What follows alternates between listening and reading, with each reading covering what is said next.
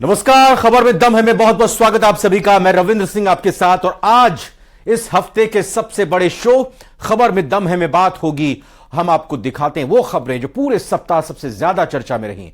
तो सबसे पहले बात होगी राजस्थान में जातीय जनगणना की। चुनाव से ठीक पहले सीएम गहलोत ने योजनाओं का पिटारा तो खोला हुआ है और नए जिलों के साथ ही प्रदेश में जातीय जनगणना करवाने का ऐलान कर दिया है। और इसके साथ ही आपको बताएंगे कि क्या राजस्थान में जातीय जनगणना नहीं हो पाएगी, क्या राजस्थान में 3 नए जिले भी नहीं बन पाएंगे क्योंकि ऐसे ताने बाने बन रहे हैं। तो इस पर सबसे बड़ा अड़ंगा डाल देंगे। वहीं सबसे बड़ा हत्यारा और अय्याशबाज अब कई खुलासे करने वाला है। मोनू मानेसर 4 दिन की रिमांड पर है। तो बने रहिए हमारे साथ और शुरू करते हैं खबर में दम है।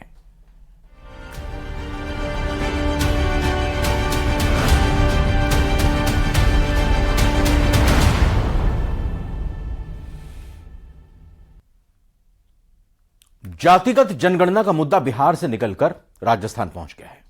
अब तक इस मामले में नपी तुली बात करने वाली बीजेपी से भी मूल ओबीसी को ज्यादा प्रतिनिधित्व देने की मांग की जाने लगी है। क्या है पूरा मामला, इस रिपोर्ट में देखते हैं।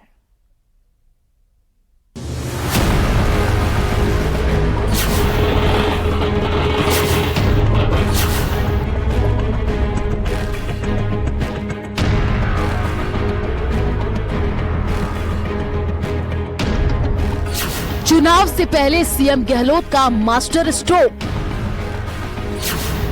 3 जिले नए बनाने की घोषणा करी हम, क्योंकि हमारे पास रिक्वेस्ट आ गई थी उनकी। नए जिलों का ऐलान और जातीय जनगणना का दौर।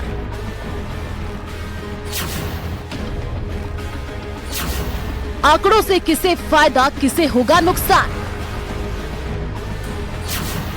कांग्रेस के कदम के बाद विपक्ष में भी उठी मांग।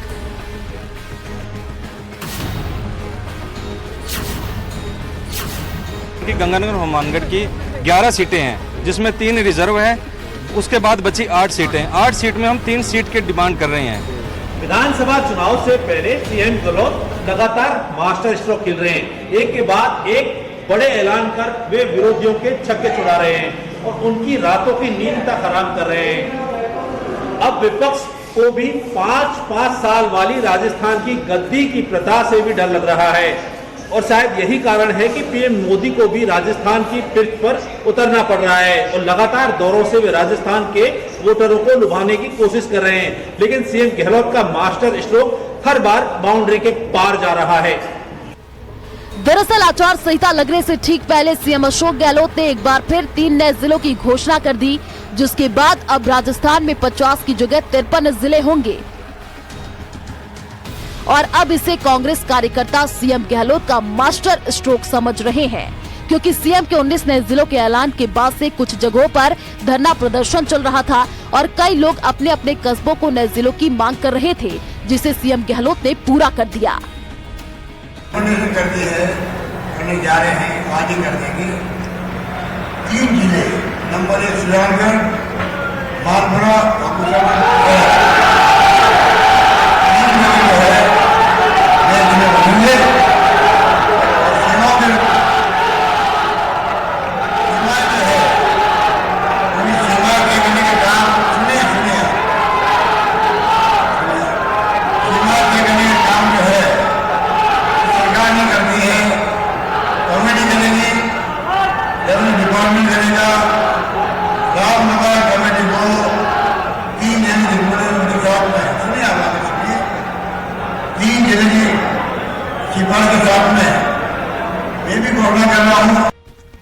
सीएम गहलोत ने जैसे ही सुजानगढ़, मालपुरा और कुचामन को जिला घोषित किया, लोग जश्न में डूब गए। ढोल बजाया गया, पटाखे फोड़े गए और एक दूसरे का मुंह मीठा कराया गया। लंबे समय से सुजानगढ़, मालपुरा और कुचामन के जिला बनने की राह तक रहे लोगों ने सीएम को धन्यवाद किया।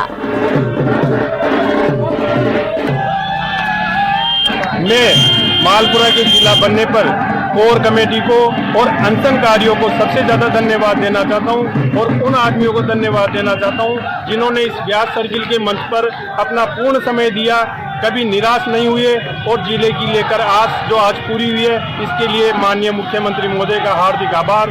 ये सबसे ज्यादा श्रेय मालपुरा की जनता को और कोर कमेटी को धन्यवाद देना चाहेंगे कि उनकी 186 दिन की मेहनत रंग लाई है। और दूसरे अशोक गहलोत जी को बहुत बहुत धन्यवाद देना चाहेंगे जो हमारी जन भावना को समझे और इसको जिला बनाया। जय हिंद, जय भारत। सबसे पहले मैं डीके कल्याण जी महाराज का बारंबार नमन करके उनको शुक्रिया, हार्दिक धन्यवाद, प्रणाम बोल रहा हूँ। आज उनकी कृपा है कि आज मालपुरा जिला घोषणा हो गई है। मुख्यमंत्री अशोक गहलोत को पूरे मालपुरा की जनता की तरफ से हार्दिक बधाइयाँ, धन्यवाद। इतना ही नहीं, सीएम गहलोत ने पिछले 60 दिनों से लगातार जन आंदोलन कर रहे बीकानेर के खाजूवाला के लोगों को भी बड़ा तोहफा दिया और खाजूवाला व छतरगढ़ तहसील को बीकानेर जिले में ही रखने का फैसला ले लिया है।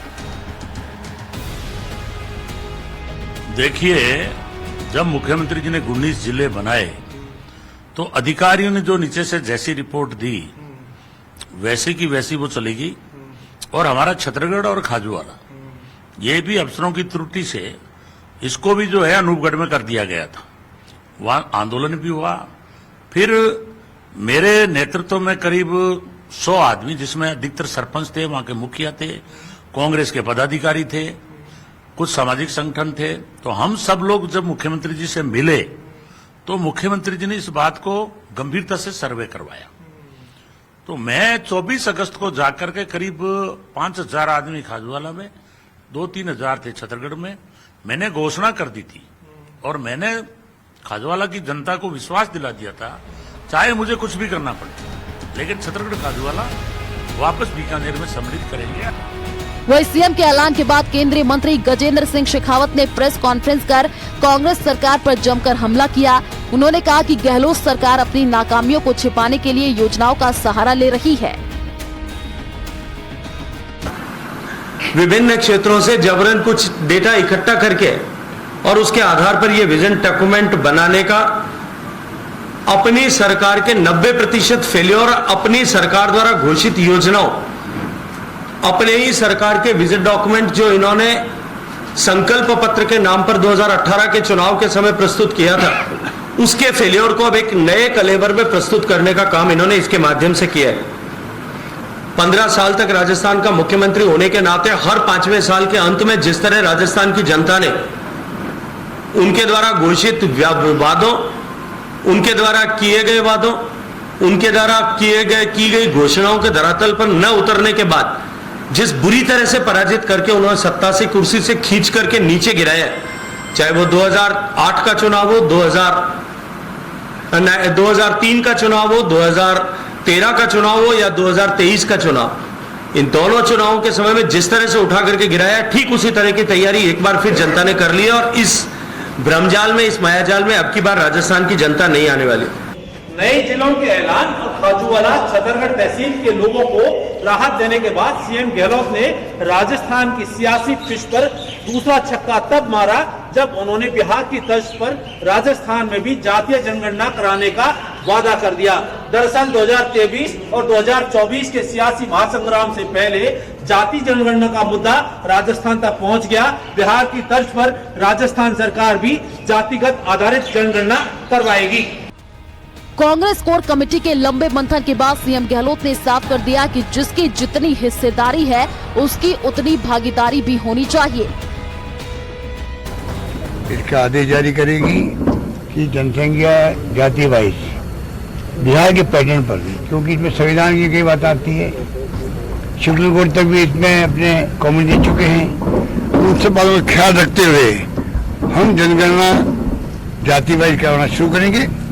और सबसे बड़ी बात है कि ये जनगणना होना इसलिए आवश्यक है कि सरकार अपनी योजना बनाते वक्त ध्यान रख सके। सोशल सिक्योरिटी में बात करते बार बार, वो तभी लागू हो सकती है तो मालूम पड़े कि जाति वाइज क्या स्थिति है, क्या उनके लिए योजना बन सकती है। हमारे महाधिवेशन कांग्रेस का, अखिल भारतीय कांग्रेस कमेटी महाधिवेशन, उसके अंदर जो प्रस्ताव पास हुआ उसके आधार पर हमने तय किया है राजस्थान सरकार भी बिहार की तरह जातिगत जनगणना करवाएगी। और उसके बाद में राहुल गांधी जी बार बार कह रहे जितनी जिसकी जो जनसंख्या है उसकी भागीदारी उतनी होनी चाहिए। इस कंसेप्ट को आगे बढ़ाएंगे इसलिए तो तय किया है कि राजस्थान सरकार जो है उस मैंडेट को सामने रख करके, कांग्रेस मैंडेट को, आज हम सब ने सर्वसम्मति से बात करी है कि राजस्थान सरकार इस अभियान को घोषित करे। हमारी जो मंशा है पार्टी की वो सामने लाएं। जातिगत जनगणना के पीछे ठोस तर्क है कि सुप्रीम कोर्ट कई बार कह चुका है कि आरक्षण के बारे में कोई भी फैसला आंकड़ों के बिना संभव नहीं है। जातियों की गिनती नहीं होने से हमें यह पता नहीं कर पाते कि देश के विभिन्न जातियों के लोग कितने हैं और उनकी शैक्षणिक आर्थिक स्थिति कैसी है, उनके बीच संसाधनों का बंटवारा किस तरह का है और उनके लिए किस तरह की नीतियों की आवश्यकता है। दरअसल राजस्थान में जातीय जनगणना पहले भी हो चुकी है। 1931 में ऐसी ही जनगणना हुई थी। उस वक्त का राजपूताना एजेंसी और अजमेर को मिलाकर जातिगत जनगणना की गई थी, जिसे संयुक्त रूप से आज का राजस्थान माना जा सकता है। आपको राजस्थान में 1931 में हुई राजस्थान में जातीय जनगणना की जानकारी ठीक से देते हैं।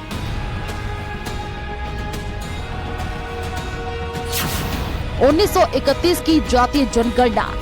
राजस्थान में जातीय जनगणना 1931 में हुई थी। 1931 में राजस्थान की आबादी 1,17,86,000 थी। 1931 की जनगणना में 393 जातियों की गिनती हुई थी। 9 जातियों की आबादी 3 लाख से 10,72,000 के बीच थी। 13 जातियों की आबादी 1 लाख से 3 लाख के बीच थी। 54 जातियों की आबादी 10,000 से 50,000 के बीच थी। 215 जातियों की आबादी 1,000 से भी कम थी। 215 जातियों की कुल आबादी 44,863 थी। वहीं राजस्थान में 1931 में हुई जातीय जनगणना में जाट, ब्राह्मण, राजपूत, मीणा, गुर्जर, माली, कुमार जैसी जातियां थी, जिनकी आबादी लाखों में थी, या यूं कहें कि उस वक्त टॉप 10 आबादी वाली जातियों में शामिल थी। दरअसल 1931 की जातीय जनगणना के मुताबिक जाट समुदाय की आबादी 10,72,000, ब्राह्मणों की आबादी 8,81,000, चर्मकार समुदाय की आबादी 7,82,000, भील जाति की आबादी 6,64,000, राजपूतों की आबादी 6,60,000, मीणा समुदाय की आबादी 6,12,000, गुर्जर समुदाय की आबादी 5,61,000, माली समुदाय की आबादी 3,83,000, कुम्हार जाति की आबादी 3,73,000। हालांकि बीजेपी इस मामले में अपना स्टैंड अभी तक पूरी तरीके से क्लियर नहीं कर पाई है, लेकिन बीजेपी कार्यकर्ताओं का एक तबका भी जातिगत जनगणना की मांग करने लगा है। मूल ओबीसी को ज्यादा प्रतिनिधित्व देने की मांग को लेकर श्री गंगानगर और हनुमानगढ़ से बड़ी संख्या में लोग बीजेपी प्रदेश कार्यालय में जातिगत जनगणना की मांग कर चुके हैं। 11 में जनगणना हुई, 21 में हुई, 31 में जब जनगणना होने लगी तो वो जाति वाला जो था ना, वो कॉलम वो हटा दिया गया। ठीक है, हटा दिया गया। सरकार पहले आजाद होने से पहले ही पता चल गया भी लोग मांग करेंगे। पहले क्या होता था, अभी एक राजा जन्म लेता था, अब राजा जन्म नहीं लेता है, अब अंगूठे के नीचे है राजा। हनुमानगढ़ गंगानगर की 11 सीटें हैं, 11 में से 3 एसी की आ जाती है, 8 सीटें बचती है, उनमें से मूल ओबीसी को एक ही टिकट नहीं मिलती। 7 सीटें उसमें जाटों के 7 सीटें जाटों को मिलती है। हमारा हक जो है मूल ओबीसी को मिलना चाहिए। हम 3 सीटों की डिमांड कर रहे हैं, 2 मिले 1 मिले, हमारे को कुछ याद करना चाहिए पार्टी को भी। इन्हीं के वोट है, हम भी गवर्नमेंट बना के भेजते हैं, 11 सीटें जिता के भेजेंगे, हमारे को एक टिकट मिलती है। जातिगत जनगणना को लेकर अब तक बीजेपी सधे हुए अंदाज में ही बात कर रही है। चुनाव प्रबंधन समिति के संयोजक नारायण पंचवारिया ने कहा कि मूल ओबीसी को टिकट देने पर केंद्रीय चुनाव समिति ही मुहर लगाएगी।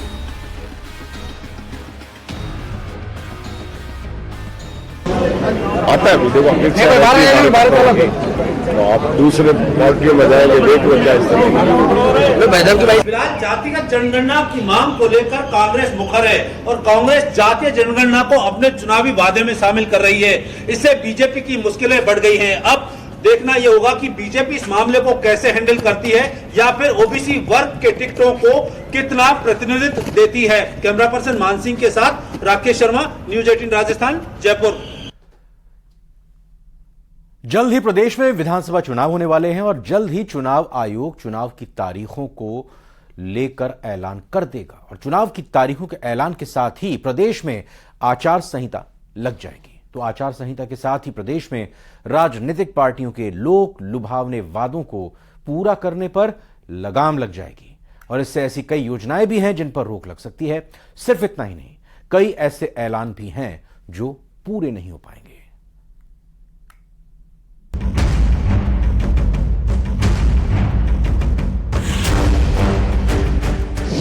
तो क्या राजस्थान में नहीं बन पाएंगे 3 नए जिले? क्या राजस्थान में नहीं हो पाएगी जातिगत जनगणना?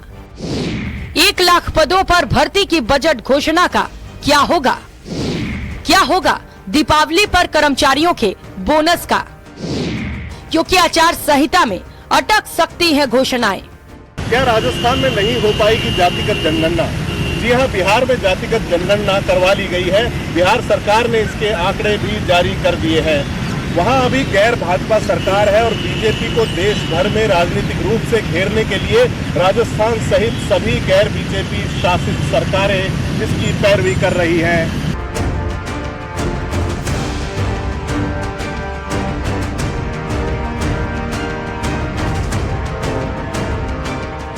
9 अगस्त को बांसवाड़ा में हुई सभा में राहुल गांधी की मौजूदगी में सीएम अशोक गहलोत ने राजस्थान में भी जातिगत जनगणना की घोषणा की थी।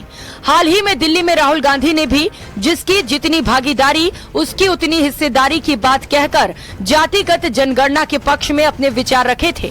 कांग्रेस इस गणना से लगभग SC, ST और OBC वर्ग की जनसंख्या को साध सकती है। कांग्रेस वर्किंग कमेटी के सदस्य विधायक हरीश चौधरी भी सरकार से ये मांग कर चुके हैं, लेकिन आचार संहिता लगने के साथ ही इस पर रोक लग जाएगी। सरकार इस उलझन में है कि जातिगत जनगणना करवाने के वादे को कांग्रेस अपने मैनिफेस्टो में शामिल करे या सामाजिक न्याय एवं अधिकारिता विभाग के जरिए इसकी शुरुआत करे। चुनाव घोषणा पत्र में शामिल करने पर चुनाव आयोग को कोई आपत्ति नहीं होगी और किसी नियम का उल्लंघन भी नहीं होगा। सरकार चाहे तो एक आदेश जारी कर सामाजिक न्याय एवं अधिकारिता विभाग के जरिए जातिगत जनगणना शुरू करवा सकती है, लेकिन यह बात तय है कि आचार संहिता लगने वाली है और ये जनगणना पूरी नहीं हो सकेगी। इसके साथ ही सरकार के वो वादे भी पूरे नहीं हो पाएंगे जो अभी तक अधूरे हैं या जिनका अभी ऐलान किया गया है, जैसे 1 लाख पदों पर भर्ती की बजट घोषणा। फरवरी 2023 में सीएम गहलोत ने 1 लाख नए पदों पर भर्तियां करने की घोषणा की थी, लेकिन वो घोषणा अब तक पूरी नहीं हुई है। अब इन 66,000 पदों का वर्गीकरण भी कर दिया जाए तो उन पदों की वित्तीय और प्रशासनिक मंजूरी संभव नहीं लग रही। सीएम गहलोत की 3 नए जिलों की घोषणा। सीएम गहलोत ने 3 और नए जिलों सुजानगढ़, मालपुरा, कुचामन की घोषणा कर सबको चौंका दिया, लेकिन एक्सपर्ट्स के अनुसार भर्तियों के मामले में चुनाव आयोग आमतौर पर बहुत सख्त रवैया अपनाता है और आचार संहिता लगने से पहले की घोषणाओं को भी अक्सर रद्द कर देता है। आखिरी दौर में जो सरकारें घोषणा करती हैं, जैसे शिलान्यास, उद्घाटन, ये तमाम नीतिगत फैसले, ये सारे के सारे आदर्श चुनाव आचार संहिता लगने के बाद नहीं होते हैं। न कोई शिलान्यास कर सकता, न कोई उद्घाटन कर सकता, न कोई सरकारी घोषणाएं कर सकता, न कोई बड़ा नीतिगत फैसला कर सकता है। और जो आखिरी दौर में जैसे अभी 6 अक्टूबर को राजस्थान के अंदर 50 से जो अचानक 3 जिले और बढ़ा दिए गए, जो बनाए गए, और रोजाना जो बोर्ड बन रहे हैं अलग अलग समाजों के नाम पे, कुछ समाजों के नाम पे तो 2-2, 3-3 बोर्ड बनाने की घोषणा कर दी गई है। इसके अलावा और भांति की जो घोषणाएं हो रही हैं, क्योंकि उनका सही क्रियान्वयन कभी नहीं हो पाता है, तो ये आचार संहिता जो लगने के बाद ये सारे काम रुक जाएंगे। दीपावली पर सरकारी कर्मचारियों के बोनस का क्या? राजस्थान में पिछले 6 चुनाव नवंबर से लेकर दिसंबर के बीच में हुए हैं। वहीं दीपावली अक्टूबर या नवंबर में होती है। सरकार किसी भी पार्टी की हो, उसे सरकारी कर्मचारियों के लिए बोनस की घोषणा करनी होती है। इस बार दीपावली 12 नवंबर को है और उस दौरान आचार संहिता लगी होगी। सरकार अगर आचार संहिता लगने से पहले बोनस की घोषणा करेगी तो उसे आयोग से पूछने की जरूरत नहीं रहेगी, लेकिन अगर आचार संहिता लगने के बाद ये घोषणा की गई तो फिर आयोग का निर्णय ही अंतिम होगा। इन सबसे पहले आपको ये समझना होगा कि आखिर आचार संहिता है क्या। दरअसल चुनाव की डेट के साथ ही आचार संहिता की घोषणा की जाती है। आचार संहिता के साथ ही आयोग को कई अधिकार मिल जाते हैं। अधिकारों के कारण कोई भी काम में हस्तक्षेप नहीं कर सकता। सरकार कोई भी नई योजना शुरू नहीं कर सकती। प्रशासन पर पूरी तरह निर्वाचन आयोग का नियंत्रण होता है। निर्वाचन आयोग अधिकारियों का ट्रांसफर और कार्य सौंप सकता है। चुनाव के डेट की घोषणा से परिणाम तक आचार संहिता लागू रहती है। चुनाव आयोग आमतौर पर आचार संहिता और चुनाव के बीच 45 से 60 दिनों का अंतर रखता है। आचार संहिता एक बार लागू हो जाए तो सरकार को सामान्य ऑर्डर भी आयोग से मंजूरी लेने के बाद ही जारी करना होता है। बिना आयोग की मंजूरी के सरकार अपने स्तर पर कोई नया ऑर्डर जारी नहीं कर सकती है। कैमरामैन मान सिंह के साथ जितेंद्र शर्मा, न्यूज़ 18 राजस्थान। 26 अगस्त को फेसबुक पर एक भड़काऊ पोस्ट डाली गई थी जिसमें लिखा था कि परिणाम की चिंता हम नहीं करते, वार एक ही होगा पर आखिरी होगा। मोनू मानेसर, जी हां वही मोनू मानेसर जिस पर नासिर जुनैद हत्याकांड में शामिल होने का आरोप है, जिसके पास से मिले मोबाइल ने उसकी अय्याशी के हर राज खोल दिए हैं, लेकिन उसकी मुश्किलें अब और बढ़ती जा रही हैं। भरतपुर से हरियाणा पुलिस ने अब उसको रिमांड पर ले लिया है। यह रिपोर्ट देखते हैं।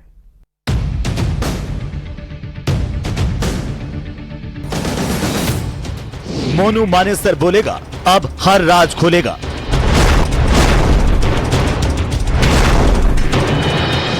लॉरेंस से वीडियो कॉल और हुई सारी बात। कुख्यात गैंगस्टर से कनेक्शन और बातचीत। 4 दिन का रिमांड और उगलेगा सारा सच।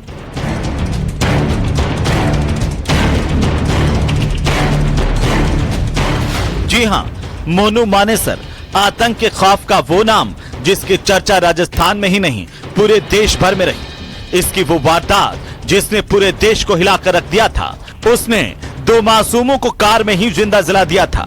दंगा, हिंसा, फायरिंग और हत्या के प्रयास जैसे कई मामले इस पर दर्ज है और अब 4 दिन के रिमांड पर हरियाणा पुलिस ने इसे लिया है।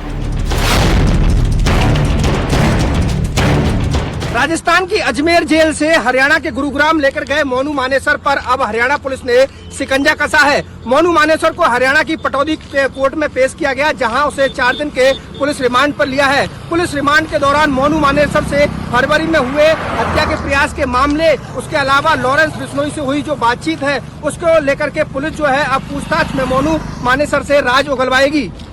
नासिर जुनैद हत्याकांड मामले में राजस्थान के अजमेर जेल में बंद मोनू मानेसर को हरियाणा पुलिस गुरुग्राम लेकर पहुंची थी। यहां मेडिकल करवाने के बाद उसे पटौदी कोर्ट में पेश किया गया। मोनू की पेशी गुरुग्राम के पटौदी इलाके में फायरिंग किए जाने के मामले को लेकर दर्ज केस में हुई। मोनू के खिलाफ इस मामले में आईपीसी की धारा 307 के तहत केस दर्ज है। पटौदी केस में पेश करने के बाद पुलिस ने मोनू मानेसर का रिमांड मांगा।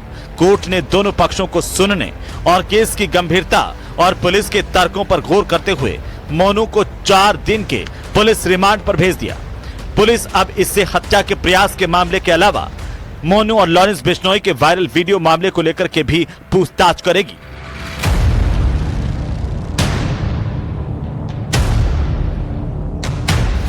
सात फरवरी को गुरुग्राम के कस्बा पटौदी में हुई फायरिंग से जुड़ा मामला है। यहां की एक लड़की ने दूसरे समुदाय के लड़के से शादी कर ली थी। बाद में दोनों पक्षों के बीच काफी तनाव हुआ और उसमें मोनू मानेसर भी अपनी टीम के साथ पहुंच गया। झगड़ा इतना बड़ा कि दोनों तरफ से फायरिंग हुई और इसमें मोइन नाम के एक युवक को गोली लग गई।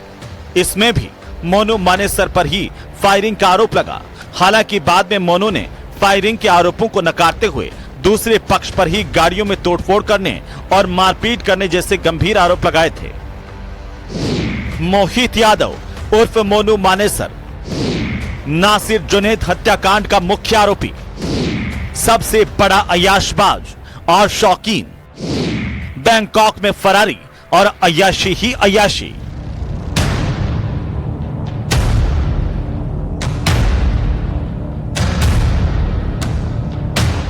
जी हां, जिन तस्वीरों को आप अपनी टीवी स्क्रीन पर देख रहे हैं, ये बैंकॉक में एक सबसे बड़े अपराधी की अय्याशी की तस्वीरें हैं।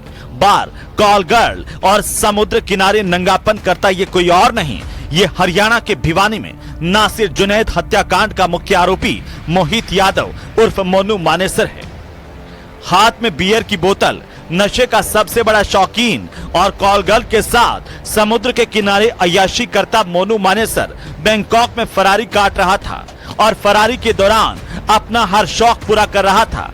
तस्वीरें इतनी शर्मनाक है कि आपको हम साफ नहीं दिखा सकते, लेकिन धुंधली तस्वीरों से आप समझ सकते हैं कि एक सबसे बड़े हत्याकांड का मुख्य आरोपी कैसे बैंकॉक में मौज काट रहा था।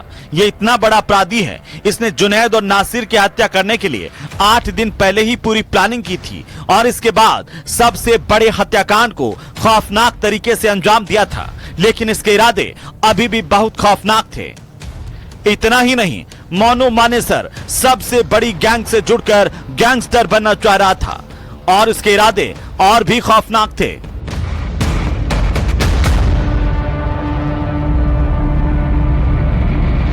खुद को गोरक्षक बताने वाला अपराधी इतनी बड़ी साजिश रच रहा था जिसका किसी को अंदाजा तक नहीं था और वो इन सब में कामयाब होने के लिए लॉरेंस से संपर्क करने की कोशिश कर रहा था और उसने लॉरेंस के भाई अनमोल से सोशल मीडिया के माध्यम से संपर्क भी कर लिया था।